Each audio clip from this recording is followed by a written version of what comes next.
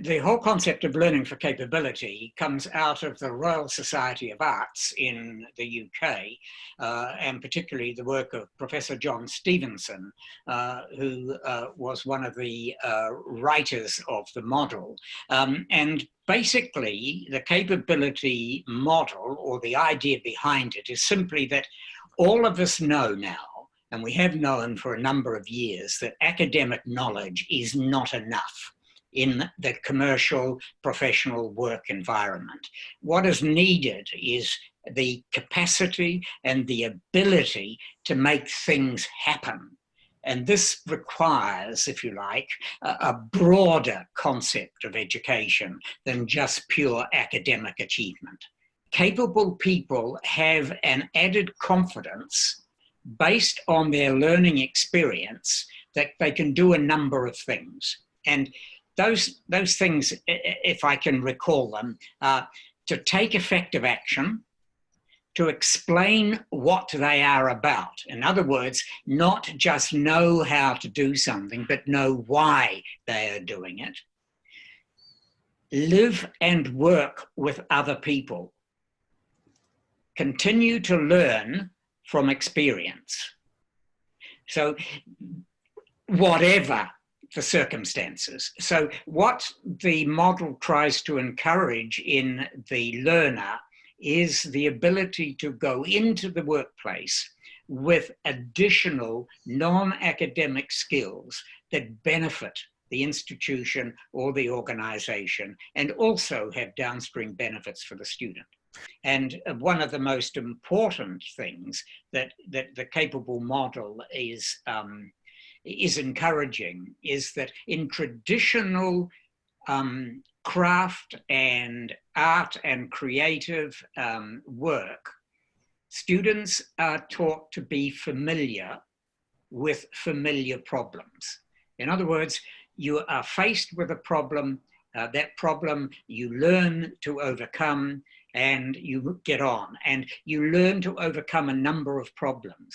What we don't and have not traditionally taught is the ability to overcome an unfamiliar problem in an unfamiliar environment.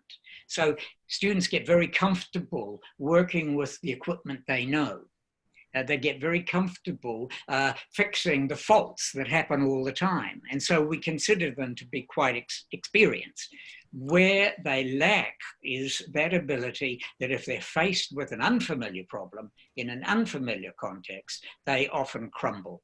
Can I suggest, Brian, that the idea of immersion learning addresses that to some extent? So in an immersive environment, that's where people deal with unfamiliar problems. Is that fair? Very much so. Immersion learning is very much part of that. So how I've seen it in the broadcasting school is that the broadcasting school's degree aims to combine two things: to combine excellence in the knowledge acquisition of skills and analysis in broadcasting with excellence in doing, use of skills, use of knowledge, organizing, designing, communicating, working without supervision, working with others, being creative, and using your imagination. Now, all of those things combined make somebody a capable learner. And as a capable learner, you become, therefore, a capable employee. Can I ask, Brian, you referred to this a little bit earlier, that the degree is actually 2.5 years long, which means it takes less time to complete than a traditional 3-year undergraduate program. Is that part of this whole philosophy of capability and immersion learning? How did that come about? Yes, it is. The theory is based on the idea that we learn best when we can devote the maximum amount of energy to the task at hand. In other words, when you become completely focused on the task. And so the whole idea of immersion learning is that students don't as you do in a traditional university, go and spend 2 hours on one subject, and then you move along and you take 2 hours on another subject, and you might go to a workshop on a third subject, and then you don't do anything else until the next Tuesday, when you'll go back and do another couple of hours on the first subject, which is the traditional university model. The immersion model is that you come in and from the beginning, you focus entirely all your energy on the task at hand. The outcomes of immersion learning, from my perspective, and also I think that the evidence is overwhelming, is that you can accelerate the learning. And so that means that a 3-year degree can be delivered in 2.5 years, which is what the school does. The other thing that we do at the school, Brian, is we teach and assess what we call good behaviour.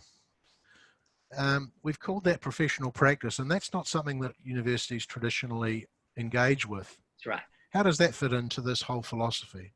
Well, from my perspective, I believe that professional practice is what the capability model encourages, because it's focusing you from day one on going and working in an environment. Cooperative education means that from the beginning of the course, the students engage with the industry, and they see people from the industry coming and going into the course. And of course, at the end of the course, they go out into the industry on placement. And so developing the capable skills include knowing how to behave properly in a work environment. If the students are working in a team to develop a program or to present a particular event, they have to learn how to behave to get the best out of each other. Often students go to university and they work entirely on their own. They are individual learners from the moment they arrive. I mean, when I did my first degree at university, I didn't work with anyone. I read books, I went to lectures, and I sat exams. That was my learning environment. At the broadcasting school, you can't escape others. You're there with them from day one. You've got to learn how to get on with them. And so the whole capability model presents, I believe, a way in which the behavior of students can be monitored, can be changed, can be improved, so that when they go out into the environment of learning, they're already practicing the behavior skills that the industry value and require.